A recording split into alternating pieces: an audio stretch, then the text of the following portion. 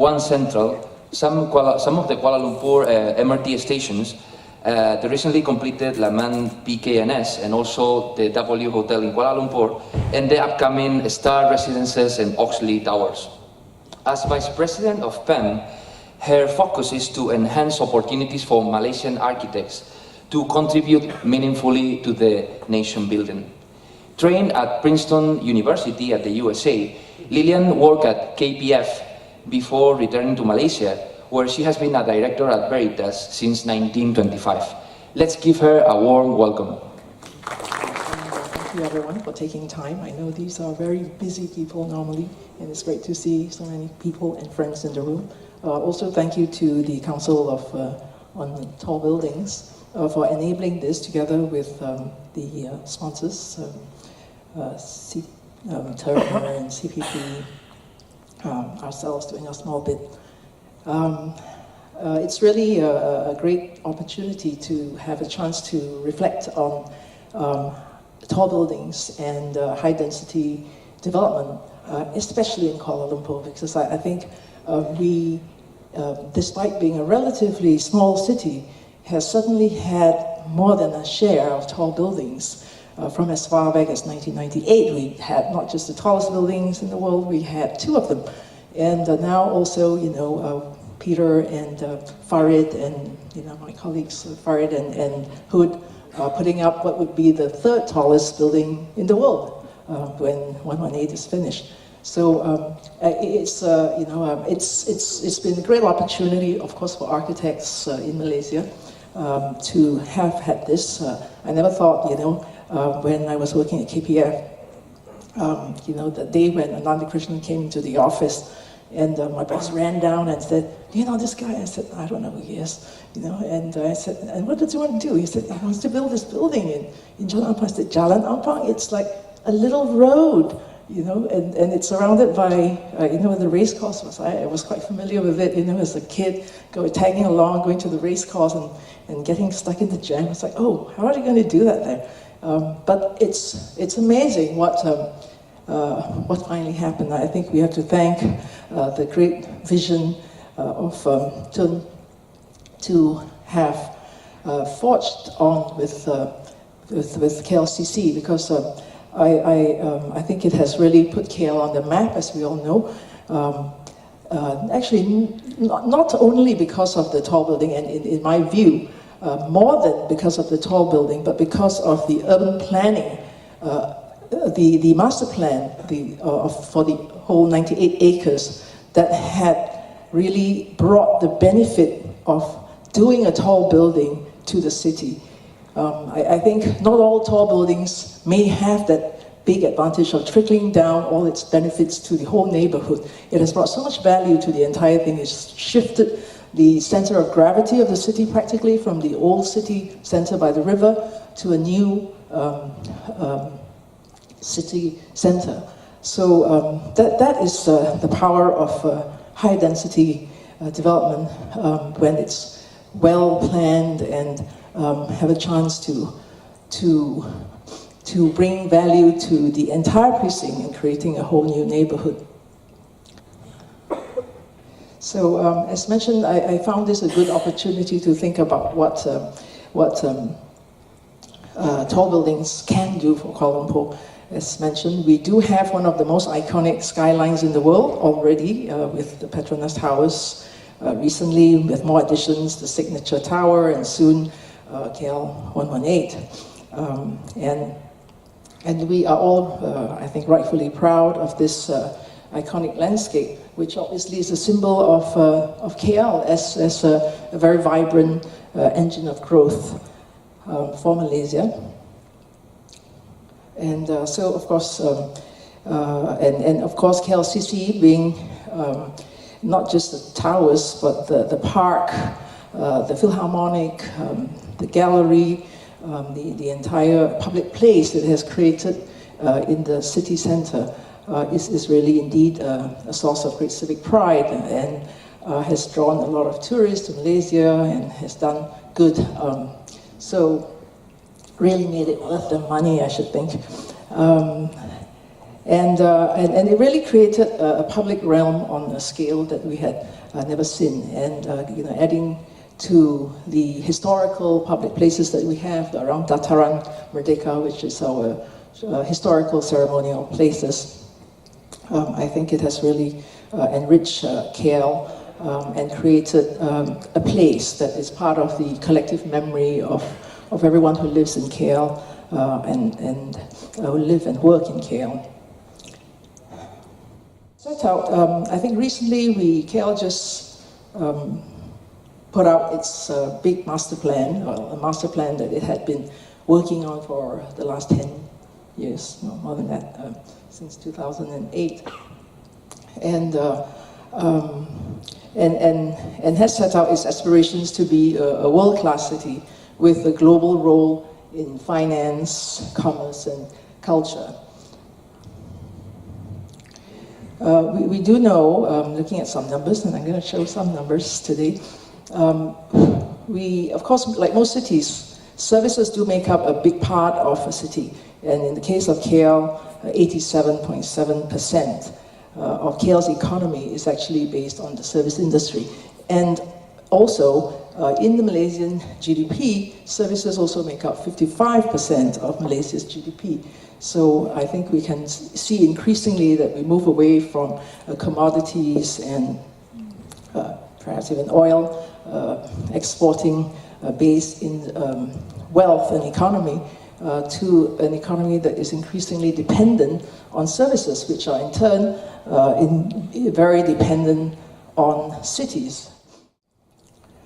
So you can see in comparison to other cities like Seoul, Barcelona, we are really quite low density, but yet I think today there seems already so much concern about the impact of high density development in KL. This statistics also show that over the last 70 years, from the 70s on, that the population in KL has been declining, while the population outside has been going up. This is the typical case of the dreaded suburban sprawl, and certainly we are definitely experiencing that, and not unabated. Of course, it's due to various factors, including affordability as well. We all know that we have spent we have invested a lot in infrastructure. We ourselves have done quite a bit of the metro rail that has come into KL in the last 5 years, and we are yet, unfortunately, still not achieving the ridership that's needed to make the investment worthwhile. And I do hope we will soon approach those higher modal splits that we aspire to. I think KL right now is about 17% public transportation. And you can see that it's working against each other, when the higher the density, obviously, the higher the value we'll get out of the investment we have invested in the transportation infrastructure. You can see that correlation on that graph. The cities with high density obviously would be able to achieve a much higher higher modal split.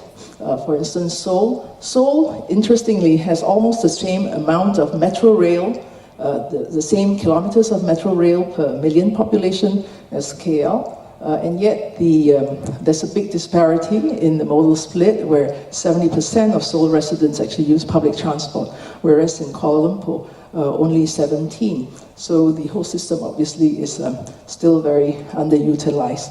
So those are some of the statistics that show that there is some benefit to. Well, there is no benefit to making KL less dense because the infrastructure is actually put in place.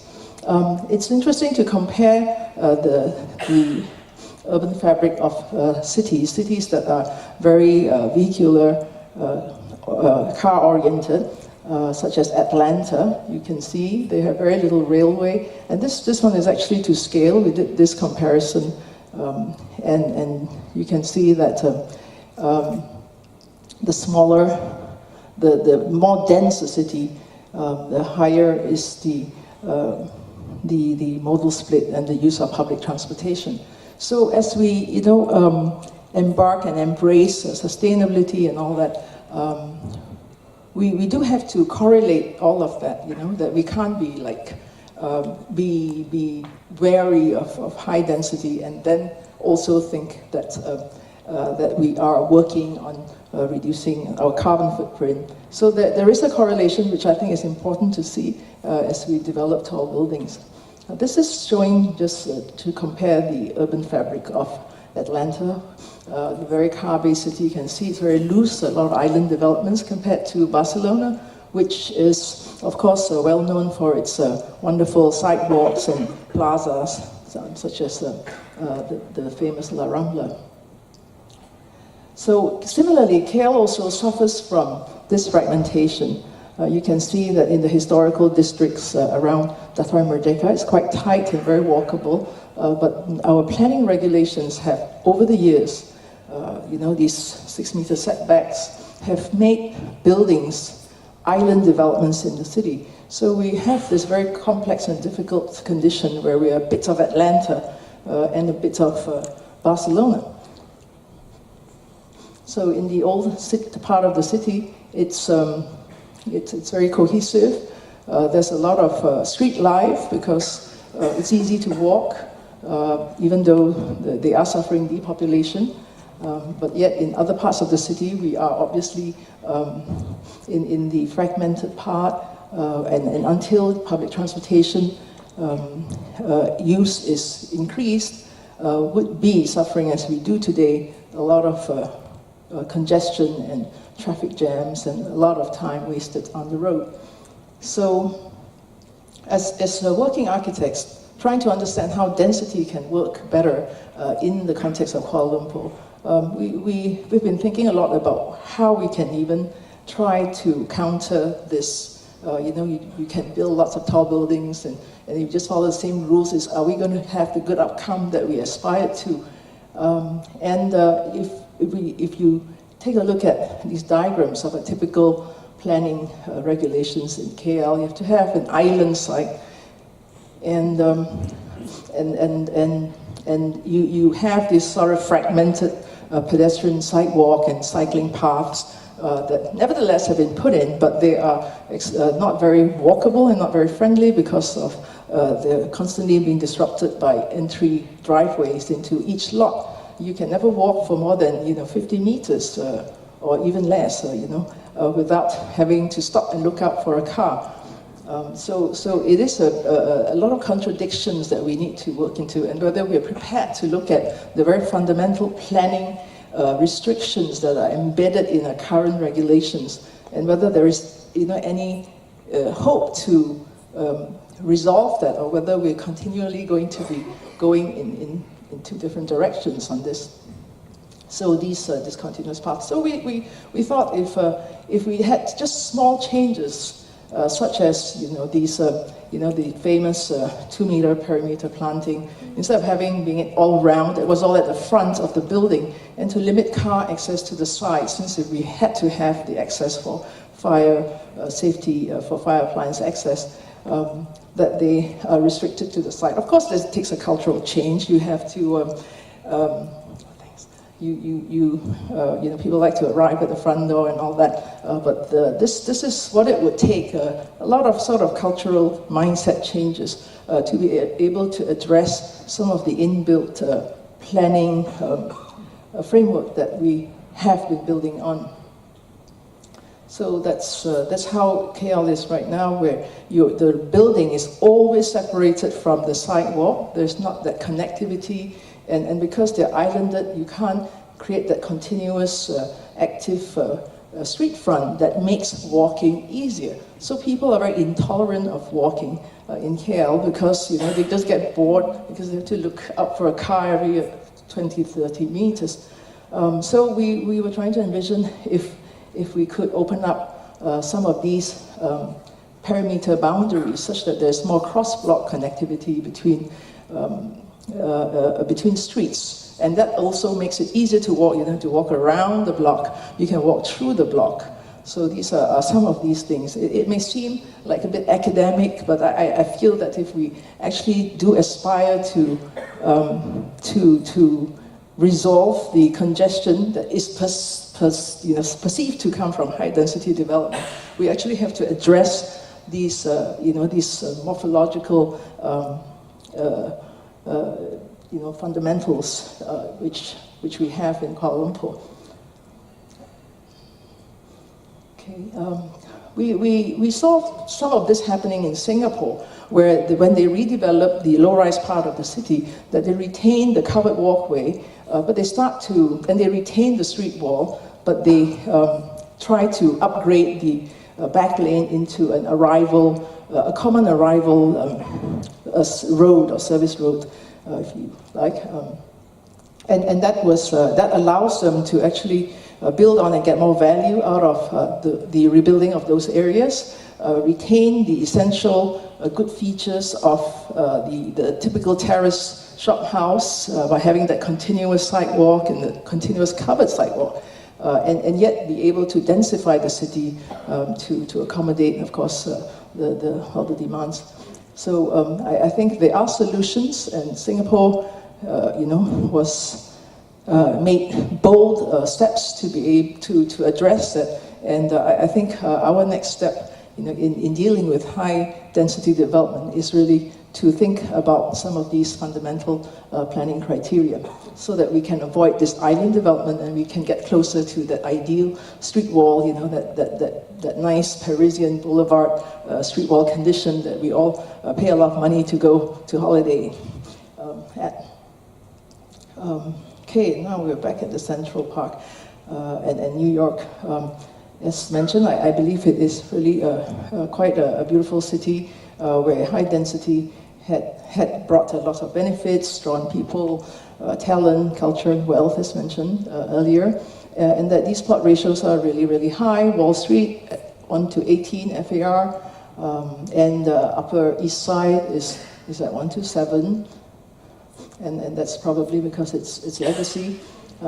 Greenwich Village, even though it's considered low-rise and village-like, is actually 1:5.3. That's the same plot ratio as KLCC overall, because KLCC, the overall plot ratio is indeed 1:5.7 or 5 or 6. So what is perceived as high density linked with tall buildings is sometimes deceptive, because you can have relatively low rise, but because of different setback conditions and different footprints, that you can actually have extremely high density in a low-rise city, in a apparently a low-rise city. And I'll just end with two very quick glimpses into some projects that we have been doing recently. This is Oxley Towers. It's right next to the Petronas Towers, and we tried very hard to. Well, of course, we have the island block, but we try very hard to go to be able to cut through the block so that you can have that connectivity with the back. It's on Jalan Ampang, so there's a forecourt that funnels pedestrians, and we hope to get them through. If we don't have the traditional covered veranda way, we do have the indoor street created that will take you to the back. In this case, it takes you to, of course, the wonderful KLCC Park and the mosque.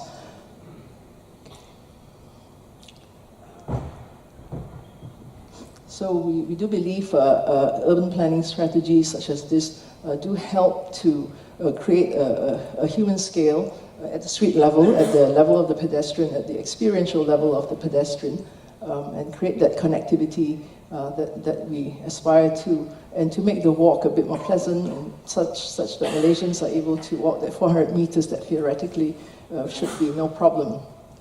But actually, in reality, it is not easy to get people to walk 400 meters in this weather. Okay, so I think I did mention earlier before that the podium is really the key, and that's why we thought the proposal where the podiums start to be connected so that they become a vibrant street wall would be one of the things that we need to look into. Here's another sort of indoor street that we had done years earlier in Putrajaya. And speaking about connectivity, I think I just wanted to show this project that we've done. It's not a very big project, it's nothing like KL 118, but we feel that it does solve a lot of, it opens up a lot for KL because it finally does connect two very important districts in KL, which is the new city center, which is KLCC, and the totally underdeveloped and undeveloped Kampung Baru area would be actually neighbors once the bridge crosses the river and allows you to walk from the doorstep of KLCC to the Masjid Jamek in about 15 minutes. So these are some small steps. It doesn't take a big building that could do something for the public realm.